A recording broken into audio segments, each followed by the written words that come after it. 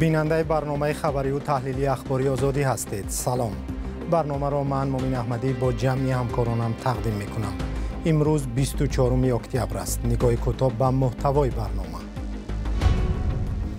نزدیکان 5 مهاجر تاجیکی که 2 سال باز در روسیه در بازداشتند میگویند آنها تروریست نیستند.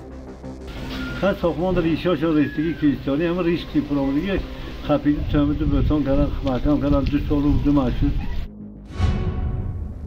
یکی از گویندگان اولین تلویزیون تاجیکستان وست چهره‌های شناخته کشور درگذشت. 10 روز 15 روز پیشتر با پای خودشان از همین خانهشان خسته تا کارخانه من رفتند. گروه حماس در غزه اعلام کرد که 2 زن دیگر گروگان را با سبب بد شدن صحتیشان رها کرده است. برنامه را از گزارشی از سرنوشت مهاجران تاجیک در روسیه آغاز میکنیم. کمیته تفتیشاتی روسیه اعلام کرد که سال گذشته از سوی شهروندان خارجی در این کشور 37% بیشتر جنایت وزنین صادر شده است. چند وقت اخیر بازداشت و زندانی شدن مهاجران تاجیک هم با گمان تروریسم و افراطگرایی در روسیه زیاد شده است. حقوقشناسان میگویند در اکثر حالت با استفاده از ناآگاهی مهاجران را بیگناه بازداشت و برای سالهای طولانی روانه زندان میکنند. زرنگیز نوروزشاه درباره سرنوشت 5 مهاجری بازداشت شده گزارش تهیه کرده است. فقط یگان که سوال نه جواب نه، فقط 2 روز چشم محکم یک خونه دا ایستادگی فهمیدید، خونه خنک دا ایستادیم، یگان که نمیپرسد یگان چی نه. خاور جوانی تاجیک لحظه بازداشت شدنش را در ولایت یکاترینبورگ روسیه نقل میکند. 2 سال پیش او و 14 همراهش را که یکجا زندگی میکردند در جریان عملیات دستگیر نمودند. بعد از 3 ماه خاور و 9 مهاجر را به تاجیکستان راندند و بر ضد 5 نفر دیگر پرونده جنایتی آغاز شد. خدمات فدرالی امنیت روسیه ابوبکر سنگچرف، سنگ مراد مسافیروف، شهرام جان مسافیروف، انورشاه اویزوف و نورالی دوستوف را به تشکیل گروهی تروریستی و آمادگی به ترور متهم کردند. نزدیکان بازداشت شده ها که قریب همه از دهه مرغیچ عینی هستند اتهامات را بی اساس و ساخته خوانده میگویند آنها جوانان عادی هستند که از ناعلاجی به روسیه رفته بودند. دستوریکا کار میکنن با بچه‌ها. سر میرد کارش با بیگونش خونش میلود یگان گناهی ندارد. هر وقت سود میشد پریدواریتنی عقب پرتو میشد 2 سال باز. یکی از گمانبران سابق کارمند میلیسا در تاجیکستان است. انورشاه اویزوف تا رفتن به مهاجرت در شعبه کارهای داخلی ناحیه ظفرآباد کار میکرد. به گفته نزدیکان برای معالجه مادری بیمارش به روسیه رفت. از ساختمان 2 ماه کار میکنم. ساختمان ریشاش و رسیدگی کریستیانی همه ریشکی پرامونیگه خپیدی تهمت بهتان کردن محکم کردن 2 سال و 2 مشهور. در همونجا محکم کردیم 4 نفر سابق. نزدیکان بازداشت شده ها به پرزیدنت تاجیکستان و هم روسیه مراجعت کرده خواستار دخالت به این قضیه و بررسی عادلانه پرونده شدند. یک درخواست اصلی آنها این است که شاهدان دوباره بازپرسی شوند. با ادعای آنها مقامات روس همراهان اخراج شده مهاجران بازداشت شده را تحت فشار و شکنجه وادار کردند که ضد رفیقانشان بیانات دهند. این را خاور یکی از آنهایی هم که همراه مهاجران بازداشت شده بود تصدیق میکند. آوردن ورقای امضا کردیم چشم محکم باور کنید یگان جای نمیبینید یکی ما در کجاییم چیکل حقوقی گاو زدن در جد نداره فهمیده حقوقی پرسیدن هم نداریم. یک پرسیدیم که لطفاً کردن که امضا میکنی تمام. واکنش مقامات روس به ادعای جوان تاجیک معلوم نیست، اما در پرونده 5 مهاجر که یک شهروندی روسیه را دارد آمده است سال 2021 در یکاترینبورگ با جلب جوانان دیگر به حلقه تروریستی نقشه انجام ترکش و حمله های مسلحانه را طرحریزی کردند. وکیل دفاع شهرام جان مسافیروف گفته است زیر حمایه‌اش در بازپرسی ها اتهام را رد کرده است. قضیه بازداشت گروهی مهاجران تاجیک با گمان عضویت در سازمان تروریستی و آمادگی به حمله در یکاترینبورگ 2 سال پیش در رسانه‌های زیادی روسیه بازتاب و نوار لحظه بازداشت آنها هم نشر شده بود. سالهای اخیر نام زاده‌های آسیای مرکزی در رابطه با پرونده‌های تروریسم و افراطگرایی زیاد رسانه‌ای می‌شود. حقوقشناسان می‌گویند دادگاه‌های حربی روسیه حالا پر از پرونده‌های مربوط به افراطگرایی و تروریسم است. شبهه و ناباوری به بازداشت و بررسی عادلانه و واقعی بودن چنین قضیه‌ها هم کم نیست. برخی از حقوقشناسان بر این باورند که اکثر چنین پرونده‌ها ساخته و تقلبی‌اند و از سوی مقامات قدرتی با هدف به دست آوردن نتیجه و آمار تشکیل می‌شوند. امروز در شهر دوشنبه زنی را به خاک سپردند که از او مادر برنامه خبری تلویزیونی تاجیکستان نام می‌بردند. رفاعت عبدالسلامова اولین گوینده بود که 64 سال پیش در سال 1959 برنامه اخباری تلویزیونی تاجیکستان را با زبان تاجیکی برندگی کرد. همکارم براد یوسفی و علیشیر ظریفی از مراسم جنازه او گزارش تهیه کردند. السلام علیکم تماشابینان عزیز. استودیو تلویزیونی استالین آباد برنامه اولین خود را سر می‌کند.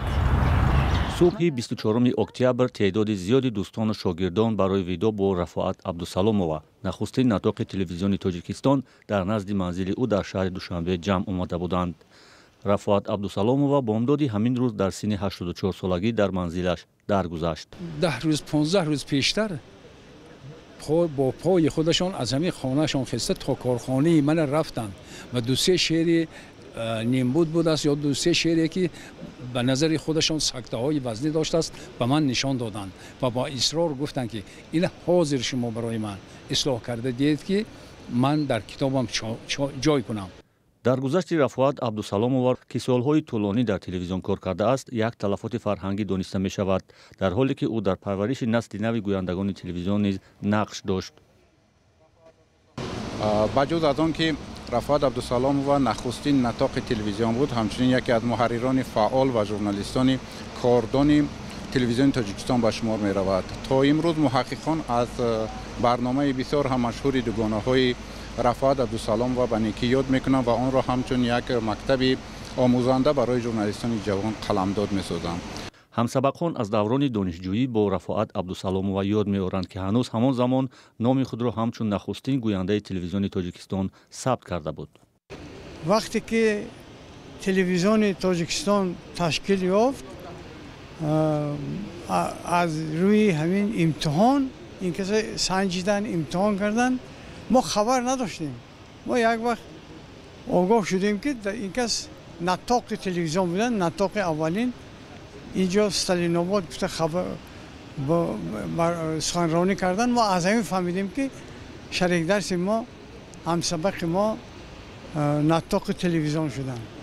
رفاعت عبدالسلامova مؤلف چند کتاب نیز هست که در آنها تجربه و دیدگاه‌های خود را در ساحه تلویزیون جمع‌بندی کرده است. 3 کتاب هم نوشتند از خصوص تاریخ تشکل تلویزیون تاجیکستان، از خصوص کارنامه‌های کامیابی‌های ایجادی همتایانشان نطاقان تلویزیون و عموما صنعت تهیه نمودن برنامه‌ها. 3 اکتبر سال 1959 نخستین برنامه سنجشی تلویزیون تاجیکستان با زبان تاجیکی به تماشابینان پیشکش شد.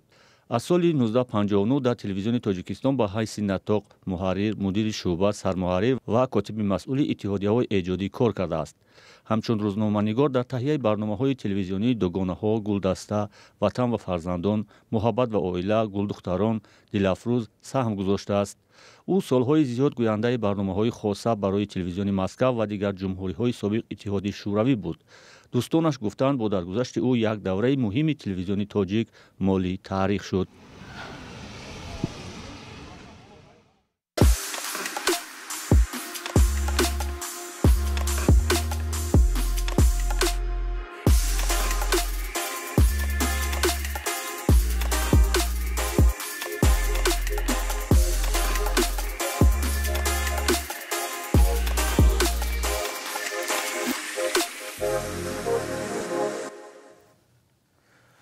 گروه حماس روزی گذشته اعلام کرد که 2 گروگان اسرائیلی را رها کرده است. جنگجویان این سازمان تندرو در حمله به اسرائیل در روز 7 اکتبر 1400 اسرائیلی را کشتند و بیش از 200 نفر را گروگان گرفتند. از آن زمان تا کنون اسرائیل بمباران غزه را دوام می‌دهد. در حمله‌های انتقامجویانه اسرائیل بیش از 5000 فلسطینی کشته شده است. شهلای گلخواجه در این باره گزارش دارد. ҳамос эълон кард ки ду гаравгони занро бо сабаби бемориашон раҳо намудааст. дар наворе ки ин гурӯҳ нашр кардааст, Нурит Купер ва Йошеф Лифшиц ду гаравгон пеш аз раҳоӣ дида мешаванд. ин ду нафар дар иҳотаи афроди мусаллаҳ ва мошини салиби сурх қарор доранд. дар навори дигаре ки хабаргузории мисри Алқоҳира нашр кардааст, дида мешавад Купер ва Лифшицро дар гузаргоҳи Рафаҳ дар марзи Ғазза бо Миср ба мошини ёрии таъҷилӣ савор мекунанд. расонаҳои исроилӣ шахсияти ду гаравгони раҳошударо тасдиқ карданд. пас аз ҳодисаи рӯзи 7 октябр бори дуюм аст ки ҳамос гаравгонҳоро раҳо мекунад. дар ҳамлаи ин гурӯҳ ба хоки Исроил беш аз 200 нафар гаравгон ва беш аз 1400 нафар кушта шуд. як зани амрикоӣ бо духтараш рӯзи ҷумъаи ҳафтаи гузашта раҳо шуда буд. давоми 2 ҳафта пас аз ҳамлаи 7 октябр Исроил пайваста ҳадафҳоеро дар Ғазза бомборон мекунад. рӯзи душанбеи 23 октябр вазорати тандурустии Ғазза гуфт ки дар 24 соати гузашта 400 нафар кушта шудааст. аксари қурбониён дар ҷануби Ғазза буданд, ҷое ки танкҳои Исроил барои ҳамлаи заминӣ ба Ғазза омода мешаванд. дар Ғазза беш аз 5000 нафар ки беш аз 1000 нафарашон кӯдаконанд кушта шуданд. исроил ҳанӯз рӯзи дақиқи оғози ҳамлаи заминӣ ба Ғаззаро эълон накардааст. манбаъҳои хабаргузории Reuters гуфтанд ки мақомоти амрикоӣ ба Исроил гуфтанд саросима нашаванд ва эҳтиёт кунанд. расман Амрико эълон кардааст ки Исроил ҳақ дорад аз худ дифоъ намояд. манобеъ мегӯянд Амрико фурсат мехоҳад то гаравгонҳо раҳо шаванд. ҷо Байден президенти Амрико дар як нишасти матбуотиаш гуфт то замоне ки гаравгонҳо раҳо нашаванд дар бораи оташбас صحبت نخواهد شد.